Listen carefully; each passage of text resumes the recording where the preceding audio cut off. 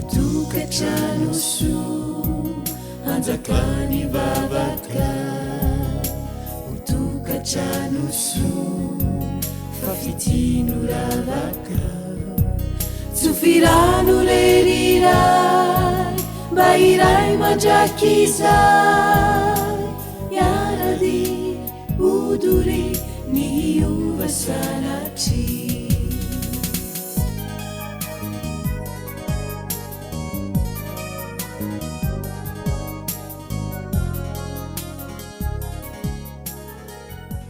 Manolotra ny araba ho antsika rehetra indray tratran'ity andro faharoa ity. Loha hevitra ny finoana eo amin'ny mpivady. Iaraka anondrika ny lohantsika hivavaka isika.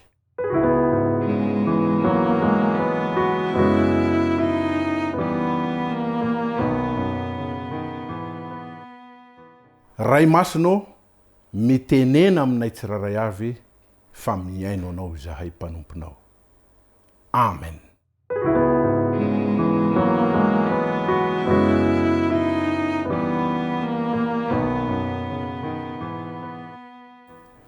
Ny finoana eo amin'ny mpivady.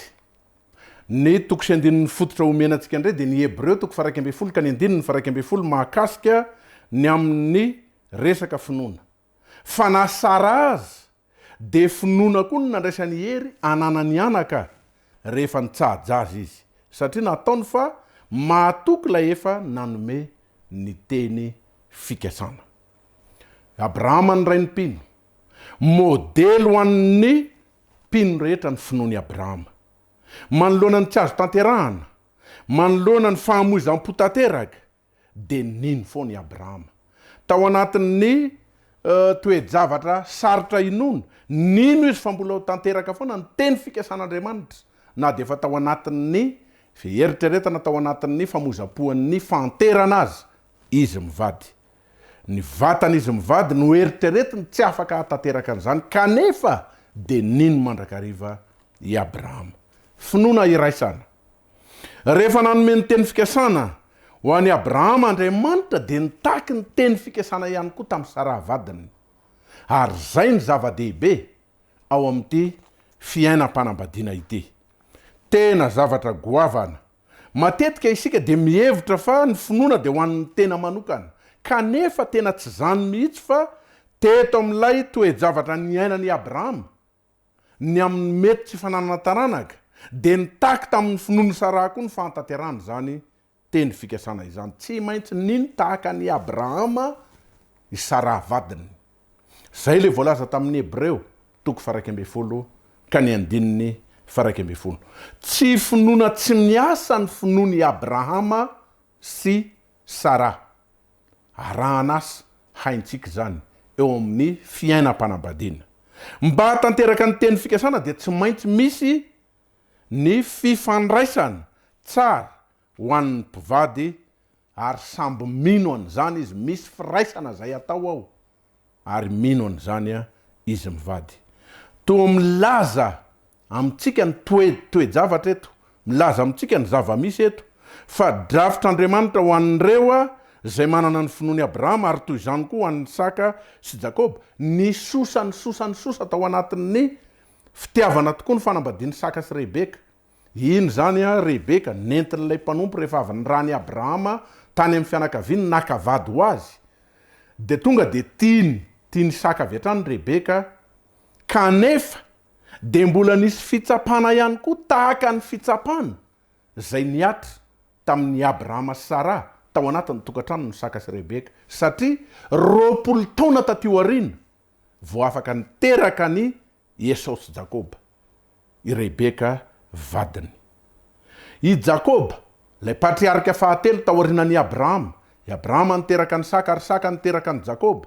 Mba azahoana miteraka ny Josefa, dia tsy maintsy nanao fanompona nandritra ny 7 taona aloha izy mivady, i Jakob, mba azahoana n'ilay vadiny.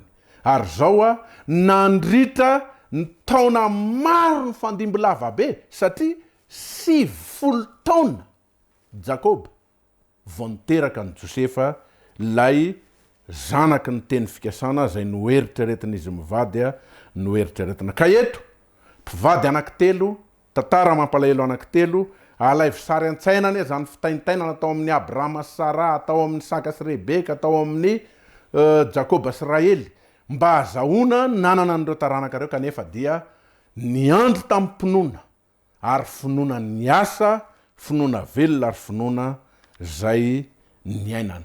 Inona nga ozytsika ny fanalahidiny? Ary Isaka nangataka, zay ny eo amin'ny toko sy andininy eo amin'ny Genesis toko 5:20 ka ny andininy 1:20. Nangataka tamin'ny Jehova ho an'ny vadiny satria momby izy. Nangataka mandrakariva ary noenony Jehova ny fangatahany dia nanananaka Rebeka vadiny. Ry havana malala, ny finoana dia mitaky faharetana ihany koa. Mitaky toe-javatra maro eo amin'ny fiainana. Ny vavaka ary eo amin'ny mpivady. Reo patriarika mivady reo dia mpivady zay nahitana fa nakanjara toerana lehibe teo amin'ny fiainana izy ireo ny vavaka. Ary zany koa ny tokony eo anatin'ny fiaina tokantranon'ny mpivady ankehitriny. Maka toerana lehibe ao anatin'ny tokantranontsika ny vavaka. Kanefa tsy ampy ny mivavaka fotsiny fa nampiny hoe ny vavaka sy ny firesahana tamin'Andriamanitra, ny resaka tamin'Andriamanitra mandrakariva. Ny vavaka mantsy raha lasa nabavy malala isany. Haintsika be dia be ny famaritana mikasika any amin'ny vavaka, any amin'ny dia amin'ny Kristy, any amin'ilay hoe boky ny vavaka. Ilaina ny manao mivavaka fa izao mila miresaka amin'Andriamanitra izasy ianao. Ny atao hoe miresaka dia manam-potoana mba henona koa an'Andriamanitra miteny amintsika. Fa ndraindray mivavaka tsika tsy mba avelantsika ana fotoana mihitsy Andriamanitra mba hiresahana amintsika ny amin'izay tiany holazaina eo amin'ny fiainantsika tsirairay avy. Noho izany mila mivavaka sy mifampiresaka amin'Andriamanitra ny mpivady. Aoka tsy eritreritra fa ny finoana lehibe dia karazana hery zay azo ampiasaina amin'ny fotoana rehetra. Ampiasaina amin'ny fotoana rehetra mba anatsorana ny tanan'Andriamanitra. Tsy ariavana. Ny finoana lehibe dia ny finoana zay maharitra, finoana mitoya, finoana zay tsy milefitra mifaky vina mihitsy fa mitoy mandrakariva. Tsika ndraindray dia amin'ny toe-javatra anankiray dia tadiavintsika hoe amin'iny fisehoan-javatra iny dia takina ny tanan'Andriamanitra mba hitsotra hiseho amintsika. Ny fampivavaka nandritran'ny taona marobe reo patriarika reo mba hatateraka ny teny fikasan'Andriamanitra. Fampivavaka, i Abrahama mivavaka ho an'ny Sara, Sara mivavaka ho an'ny Abrahama sy ny sisa sy ny sisa. Mahatohitra reo sakana ny finoana ary manohitra n'izany mandrakariva. Fiainana iraisana ny fiainam-pinoana. Matona ny taon'Andriamanitra teo anivon'ny mpivady zany hatrany am-piandohana dia satria ny mpivady ny toerana tsara indrindra ahafahan'ny finoana mivelatra. Tsy adidin'olo tokana zany ny finoana fa ho an'ny daolobe. Ho an'ny tokantrano, ho an'ny mpivady. Tsy anjara ny lehilahy rery na anjara ny vehivavy rery ny fiainam-pinoana na ny fiainam-bavaka fa ho an'ilay mpivady ao anatin'ny tokantrano. Mila ny fijoroana vavolombelona ho an'izao tontolo zao hoe mba hatonga n'izao tontolo zao koa mba hino. Ataovy misy fisehoan-javatra mivaingana eo amin'ny fiaina-tokantranontsika. Dia ho hitan'ny zao tontolo zao fijoroana vavolombelona mivaingana zany. Zao ny voalazany mantsy ao amin'ny Romanina toko 12 ka ny andininy 5 fa tena iray ihany isika rehetra. Tena iray ihany ny mpivady. Koa dia manohatra lavitra noho izany ny ao amin'ny ankohonana zay ifampiankinantsika rehetra. Aoka ho feno fiainam-bavaka mandrakariva. Fianakaviana ara-panahy. Hay zany tena takina mihitsy koa ao anatin'ny fianakaviana. Fa tsy ny finoana ihany, fa ny olona zay manana n'le finoana tsy morakivy, le finoana maharitra mandrakariva sy finoana zay mitoy mandrakariva, dia mila fianakaviana ara-panahy ihany koa isika tsirairay avy. Ao anatin'ny fianakaviana ara-panahy io, milaza ny tena ny fianakavian'Andriamanitra ny fiangonana fahiny. Hoy Paoly tamin'ny Efesianina, ankohonan'Andriamanitra ianareo amin'ny Efesianina toko 2:7. Zany ny mahatonga atsika mifampiantso hoe rahalahy, rahavavy, ranada, ranabavy ao amin'ny fiangonana satria mpiara-mandova amin'ny Kristy isika tsiraray avy. Ny fiangonana zany de fianakavian'Andriamanitra zay fampitondrantsika amin'ny bavaka. Ao anatin'le ankohonana zany de mifampitondra amin'ny bavaka.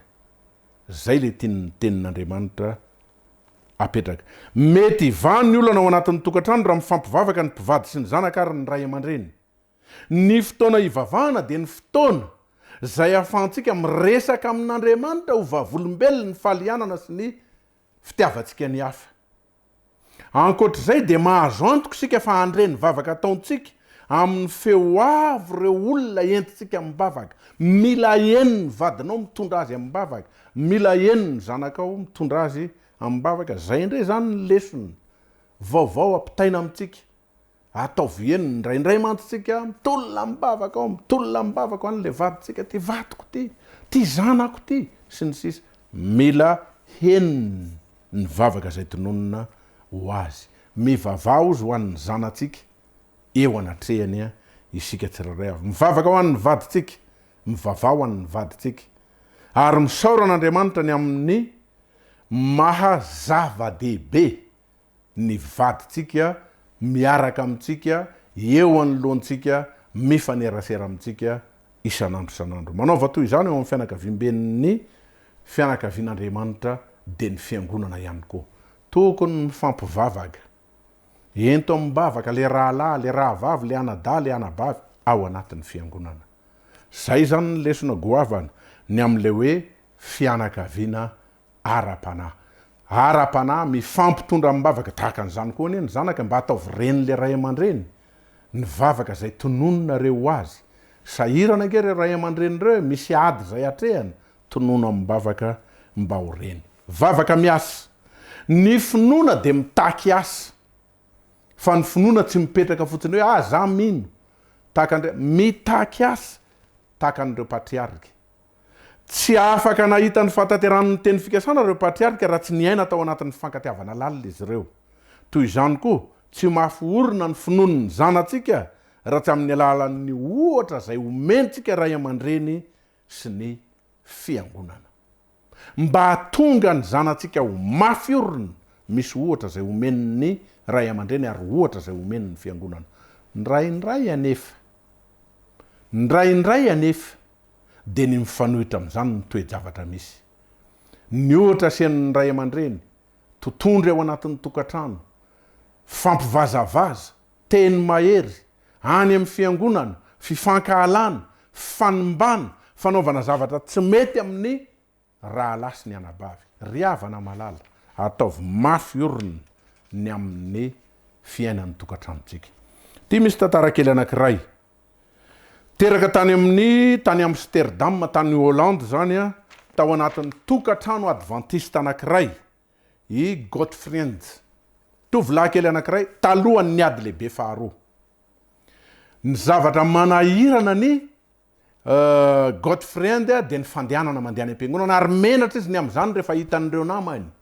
Hoe ino fa de miataka re lavidavitry ny ray aman-dreniny izy rehefa mandeha satria ny ray aman-dreniny ny fantatra hoe ndeha ho any am-piangonana mitondra baiboly, mitondra ny zavatra rehetra zay entina mivavaka. Tamin'ity sabata anankiray ty anefa rehefa ndeha ho any amin'ny fiangonana Gottfried miaraka tamin'ireo ray aman-dreniny tao anatin'le ady lehibe faharoa mialohan'ny ady lehibe faharoa tamin'ny taona 737. De nidina tao tanan-dehibe tamin'ny alalan'ireny elonaina reny ny miaramila Allemana. De rehefa tafiditra tao izy de ny popoka amin'izay ny feom-basy, ny popoka ny zavatra rehetra nanerana ny arabe. Na de teo aza ny loza, na teo ary ny toe-javatra nanahirana, de izao ny roso ihany na de nakany am-piangonana ny ray aman-dreny ny Gottfried ary de nanaraka ho azy tao arinany te tovolahy kely zay 12 taona izy tamin'izay fotoan'izay. Tonga somatsara tany am-piangonana izy mianakavy. Ary rehefa tonga tao tamin'ny toerana anankiray fanamboarana bisikleta de tao amin'ny efitra anankiray tao akaikin'iny nisy ny fiangonana. Tafiditra tao amin'ny fiangonana akory ny agagany Gottfried satria nieritreritra izy teny an-dalana fa raha mandeha any tsy ahita mpivavaka ho antsony satria mipoka mibasy mirefitrefitra ny zavatra rehetra teny an-dalana teny iverina ny olona fa tsy ho any am-piangonana fa dada sy neny ihany ty te ho any amin'ny fiangonana akory ny agagany feno ny fiangonana tamin'ny fotoana io ary nanomboka teo de hitany Godfrien de ary tsapany azy ny tsapaitanana fa tena miombona ary tena mifankaty amin'ny alalan'ny finoana zay iraisana sy mifampitondra mibavaka ireto vahoakan'Andriamanitra ireto tapa-kevitra izy ary nijoro teo anatrehan'ireo mpiara-manompo rehetra an'olo tena ho an'Andriamanitra nanomboka teo ary dia niroso tamin'ny hafanampo vita batisa Godfrien ary de tateo arina Andro ny fiangonana zany tovolahy kely 12 taona rehefa nahita ny fijoroana vavolombelona ny amin'ny fahafenon'ny fiangonana de nisy toe-javatra mafy azy niombona tao amin'ny finoana anankiray reto vahoakan'Andriamanitra ireto mamerina ihany fa ity Herinandro fiaraha-mivavaka ity aza atao mihitsy ny manapaka arao hatramin'ny farany iaino ivelomo tompony no hitandray mba hananantsika finoana velona ao anatin'ny tokantranontsika ka iainantsika ny zavatra rehetra hivavakantsika tompoko